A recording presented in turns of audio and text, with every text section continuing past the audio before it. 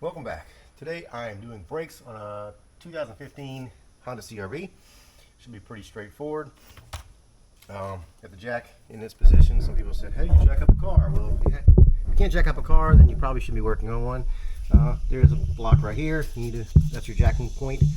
Read the owner's manual for each individual vehicle. Some cars are equipped with the funny looking nug nut right here.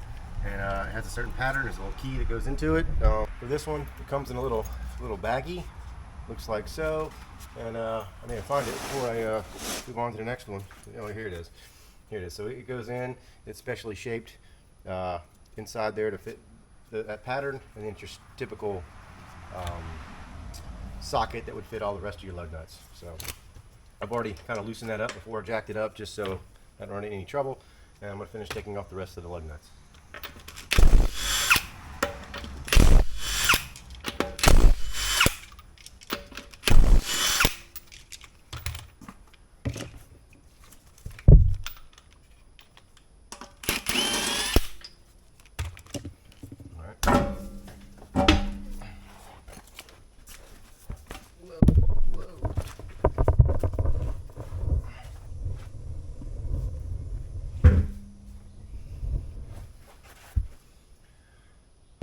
Taking off the caliper. There are two bolts inside. So here and here, down here. Sorry, and this section here will come off. We're going to support that with a little bungee cord to keep it the pressure off the line, and then we'll take the pads out. I'm guessing that should be roughly a 12 or 14. Let's grab. See, a 14 is the right size. Break that one free. Break that one free. And once you break them free, they should be, just unscrew them with your fingers. Unless you lived in a salt area, they could be more stuck on there. Get you in position. Maybe see what I'm doing on the back side. All right, that comes off. This should come off pretty freely. Take this cord here, pop that off,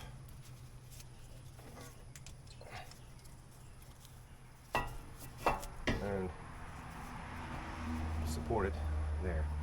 So here are the actual brake pads themselves with these little springs that kind of push them out. So when you so they'll be constantly held in a little bit, and when you let off the brake, they'll pull themselves away from your disc.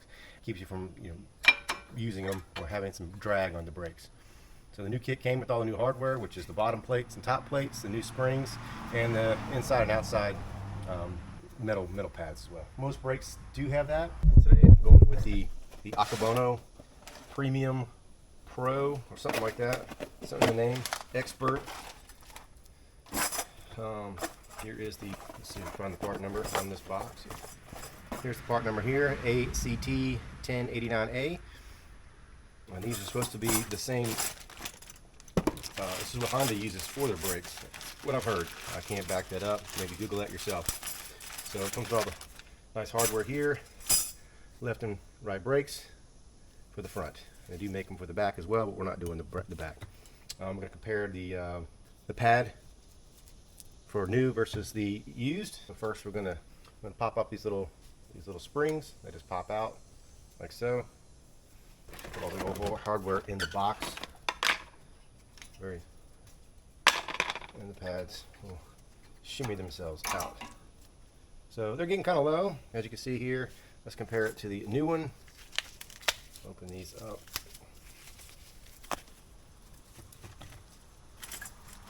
So here is a new one versus the old one. Much more meat on it. So this probably has, what you see from here to here, just use this as an example, not much, maybe 2 or 3 millimeters left, which is the new one has, probably 12 or 7 millimeters. So, yep, time to change them. That's the outer one. We'll wiggle this one out. Might need a screwdriver. There we go. That out, and it's probably even less than the other one. Maybe roughly the same. Even wear. So it hadn't hit the squealer yet. Here's a squealer, and the squealer was probably another millimeter or so in before you get to the squealer. But the squealer was on the, looks like it was on the inside versus the outside. So we'll replicate that the same way. The new ones do have the squealers already built in. This says this has some lettering on it. Let's see, this has an R written on it. I'm not sure if that's for right, if that's what they're meaning by it, or it just happens to be, yep, and this says left. So we are on the right side, so this will be for the right. And this will go in like so. We're going to replace all this hardware here and with the new hardware. Again, this little clip just pops right out. Same with the top one, pops right out. We're halfway there, fellas. So I think all these pieces are the same. There's just 4 of them. And they should pop right back in. This goes in. Let's see, double check. Probably should have checked before I pulled them out. Looks pretty identical. And let's see, how did they go in? Alright, goes in this way with the slant facing downward. Alright, easy enough. This one goes up with the slant facing upward.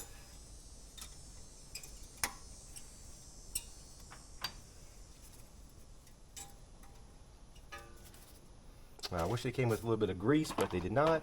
One thing we'll do, we'll check out these pins. Make sure they're nice and they're easy to move. You see there, these are easy to move. I'm not going to re-grease those. Again, we live in the South, so I'm not going to mess with that. A lot of if they're frozen up, you might want to pull those out, clean them up, and put some new grease on them. So these new pads, again, they come with the metal plate on the back, already pre-installed.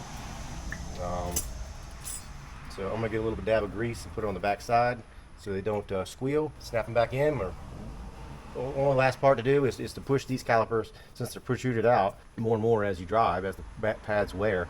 You have to squeeze these back in so they can fit a newer, thicker brake pad.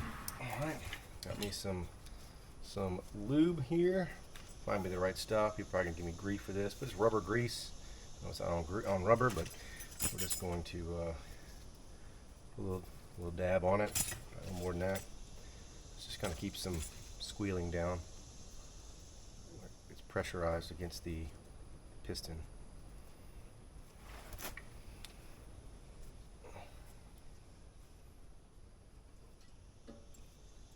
And once you touch the grease, try not to touch the brake pad itself. I'm about to drop everything. Make sure I got the right on the right and left on left. I saw that L and R, and I'm wrong. This is the L on the middle squealer. There's a little L on this one. Let's put this on first, and then, so that means the squealer goes up to the top. I'm a big fan of the hardware we got here to see how it goes on. So it has these little hooks here that kind of lock it in on both top and bottom. They press against these little ears in the pads. So it should go in an angle, press in, and there, that's it, there. Same thing here, in an angle, there we go. Alright, they got new springs that came with it. These little guys here, squeeze them, and there's little holes in the top. Easy as that. There's 2 on each side.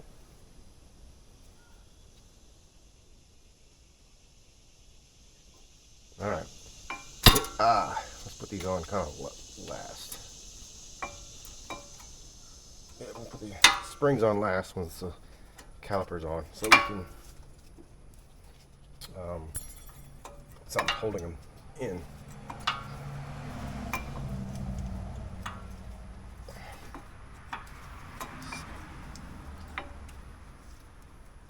Take the piston caliper. We'll take an old brake pad and we'll stick it in this spot. So you guys can see. Unhook it from the line. And the idea is we're going to compress this inward. I'm going to try one way with these things. I never did this one before. We'll try to see if this works. If it does, yeah, not enough pressure on this thing. So I got a big C clamp I brought as well over here. I'll get more power out of this one. They make a kind of a special tool. It's, I'll say similar. It has a similar with a hand grip like this that will actually push. This fits right up in here, almost like it's this thing attached to it, and it will push the thing in. You don't do brakes that often on a car. Probably once every, I don't know, 3 to 5 years, maybe. Depends how hard the braking is for that person. So this just will screw in. Slowly, it'll turn. And it's pushing one side in. I'm about to go do the other side too. That's one side. There's 2 pistons. So,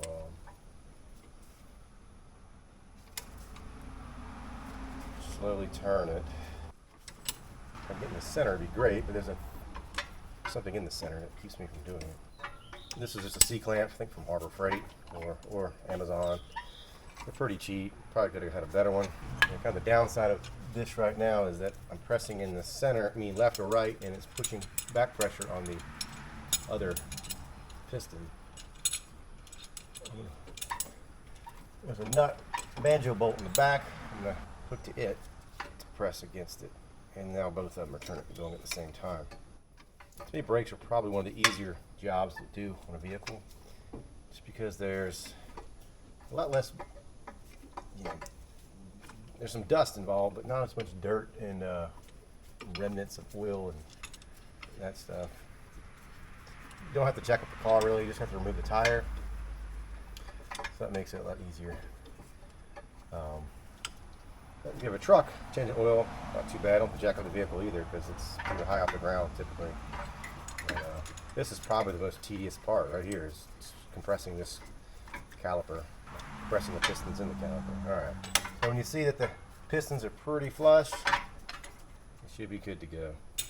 Pull the pad off, and now you can see that these pistons are now, they wear out to here, and so we're basically taking away the thickness of the pad back the caliper. So we'll turn these, make sure the hose is not kinked. Yes, too twisted. And we'll put it on. Well, let's put some grease. I didn't put grease on these yet. Set that up there for the time being. Hope it doesn't fall. Well, I greased the wrong one for the other side, so we'll have that one already done. And you guys can grease yours up as much or as little as you guys want, and look at somebody else's video to see if you think you got enough grease or not enough grease. But again, we live here in the South, so I don't think that it makes too much of a difference. So these ears here, they're going to go to the inside because that's where the bolt holes are going to go through. I'm just trying to make sure that I have the tube not twisted. Alright, so once you get to here, these things will press in for that bolt.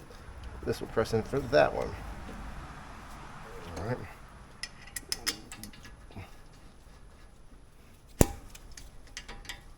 Gonna have to wiggle it around, make sure the bolt starts. Got that one started. Next one, do the same. And on these, where I'm screwing it into, the threads where this bolt's screwing into, this little collar has a notches splined out, I say spline, but cut out in it. So if you need to get, like, if it's too stuck on there, you can get a wrench in there to put onto the back side while you undo the front side.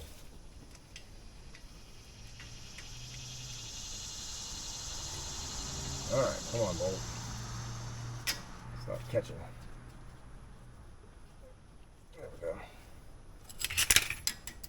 Just a little snug tuck in there, probably around 15, 20 pounds worth.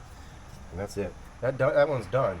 Only last step to do is when we get in the car, we're going to pump the brakes so we don't, because right now, yeah, you notice I missed something. I forgot to put the springs in. You know what I mean? So we'll take that back off.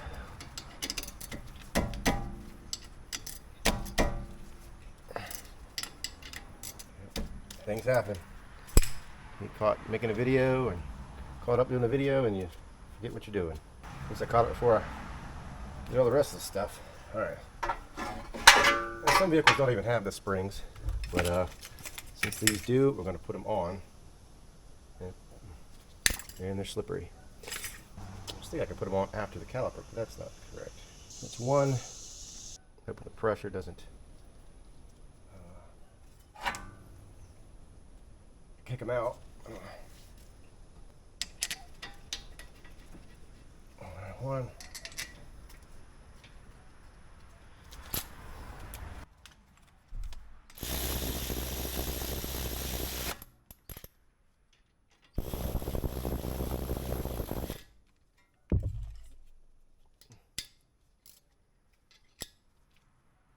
All right, tight there, tight there. All right, again.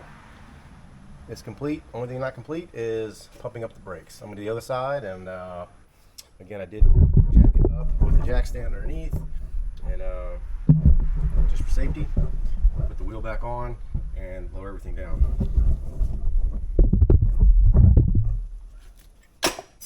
Until we clean up the mess over here.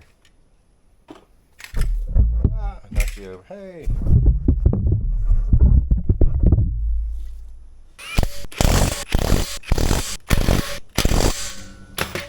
Probably the best idea hitting it with impact, but on the special nut. But I'm gonna go back here with a torque wrench. I'm done. And put it down. So total right now is 26 minutes since I started the video, and got one side.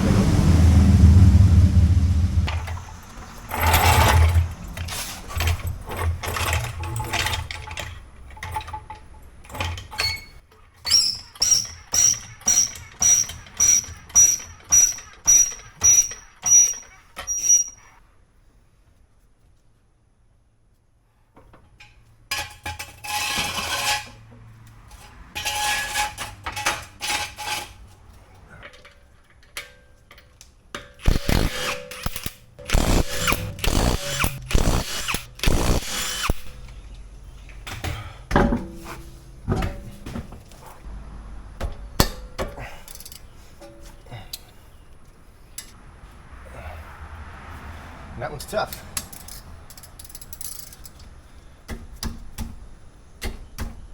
This one's going to need some persuasion. Like I said earlier, on the inside of here, there is some grooves for a socket or a wrench. Not a 17. Is there an 18? Oh, probably a 19. A 19. Alright, there we go. Close together and Bob's your uncle.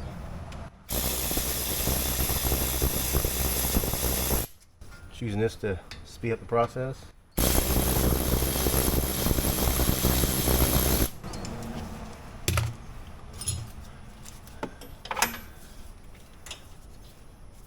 What you guys can see, you can't see. I'll show you a closer view of what I was referring to. So on this is where it threads in, and so yeah, I got it. It's a 14 nut with a 19 on the outside to grab it so it can stop spinning. It was stuck on there. It says as I was loosening it, this thing was twisting, so you gotta keep it from stopping from twisting. Springs off. Pulls out. Take the hardware off. Bar, real easy. We'll grab our new stuff. The hardware back on. Some people actually put grease inside these grooves so it can slide, but I don't think it's going to really slide there. And the springs are going to keep it from moving in and out. Well, it's going to keep them out. So probably doesn't hurt. Too much grease on the brakes could be, you know, it might smear to the brake rotors. And grease on your rotors, it's not good.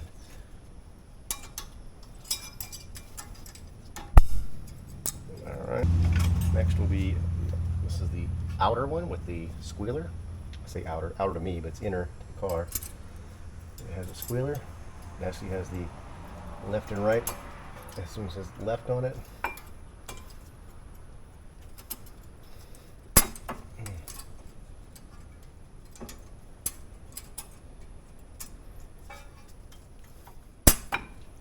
Alright, that one's in.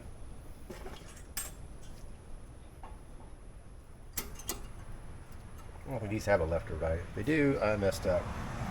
But I'm doubting it. They look identical to the other ones.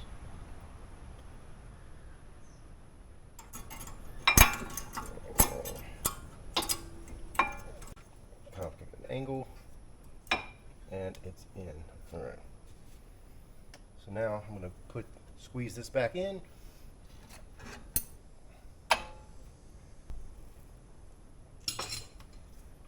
So just if you didn't see last time, you can see how far these pistons are sticking out so far. I'm going to push this shinier part here all the way back. At this point, if you wanted to clean them with some brake cleaner, more than welcome to. You're just going to get dirty again pretty quickly. Throw that in there. Take the C-clamp, spread it out. I put this part on the back bolt back here, the banjo bolt back there. And you don't use an impact or anything. It's just slowly going to squeeze it in. I've done this with a screwdriver before on a single piston. These are dual piston, and it takes some time. I would definitely recommend going to Harbor Freight or AutoZone or Home Depot or something and getting you a little C-clamp. Again, they're like $6, $10 maybe max. Something that's wide enough to fit the jaw of this. I think this is a 6-inch one, maybe 8-inch. Pittsburgh, so this is a Harbor Freight one. Again, there's better quality ones, but this gets the job done. Now, rear brakes, they have the park and brake thing on some of the newer vehicles that you gotta have a special tool that twists and presses in at the same time. And you can rent those or borrow rent from your local auto parts store if needed. But typically your front brakes will wear out before the back brakes. Almost there. They don't have to be completely closed, just enough to really get it through there, but I'm going to take it off and try it and not enough. I have to go back and do it again. Alright, bottom out. Remove that, oh, we got to put a spring on, don't forget that.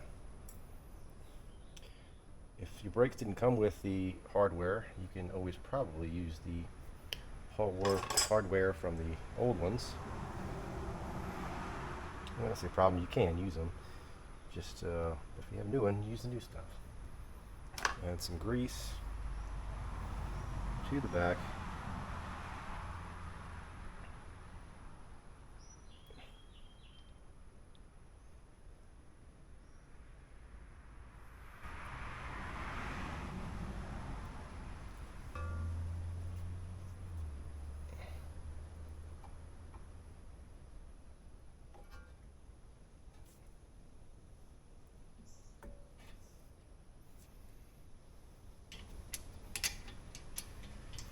"37 minutes, so this one's only taking me 10 minutes to do."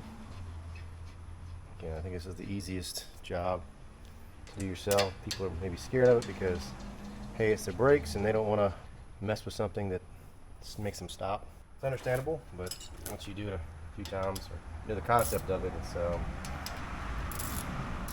not so scary. Okay, that one's snugged up. That one's snugged up. All right, that side is done. This is the original pad, and you see this is the plate that kind of fell off. Sometimes these plates aren't attached to it, and they come off. You have to snap them on when you get them out of the box. And you can see where they put the factory grease at. I mean, I don't know. Maybe they only need grease, but anyway, looks like they put grease between the pad, between those two things. So these actually do say Honda on them. So these are original Honda brakes. They go together like so. The Akabonos had these two pieces already put together. All right, put the wheel back on and lower it down. Pump the brakes and take it on a test drive. And for lug nuts, hand tighten them first before you put any type of impact on it, because you don't want to cross thread these. And if you don't care about the safety one or security one, you can always get you a regular one and replace it.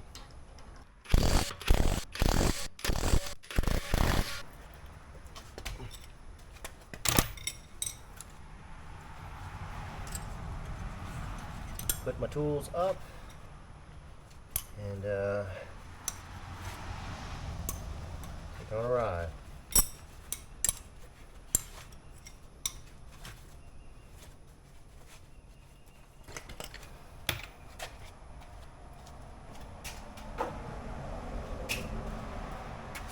And don't forget to put this back in this little container, because if you ever get a flat tire and need it, you need to have it in the car with you.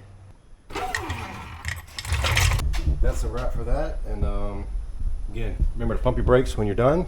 I actually got them bigger than what they need to be, so when you press on the brakes, they're going to squeeze, squeeze, squeeze till they touch the caliper. I mean, touch the pads. So during that first couple, pumps, and if you're not paying attention to that, you'll hit the brakes and you won't go anywhere, because all the fluid's going to try to make up that distance. So that's it. Again, take it on a test drive, pump your brakes, take it on a test drive, burning the brakes by drive down the road and hit the brakes pretty hard, make sure there's no one behind you, and you're gonna wear in the brakes to the rotor. That's how you do that. So check out some of the videos on that, how to wear in your pads. But that's it, guys, pretty simple. We're at 43 minutes in the video, probably cut it down shorter than that, but right now I'm at 44 minutes right now total to get both sides done, and that's me getting tools, jacking it up, doing the whole thing within 45 minutes. And I'm no special equipment here besides a jack. You can use a regular hand jack that comes with the vehicle if you need to. A jack stand is nice to have just for safety, probably nice to have that. A C-clamp, a cheap C-clamp, that's from Harbor Freight, a little Pittsburgh brand. I think it's a 6 to 8 inch one. This has to be big enough to go around the caliper and close up. I use a 14mm socket. I use a gear wrench that so have some ratcheting action. Again, it's not needed. You could have used just a wrench, a socket and driver if you wanted to.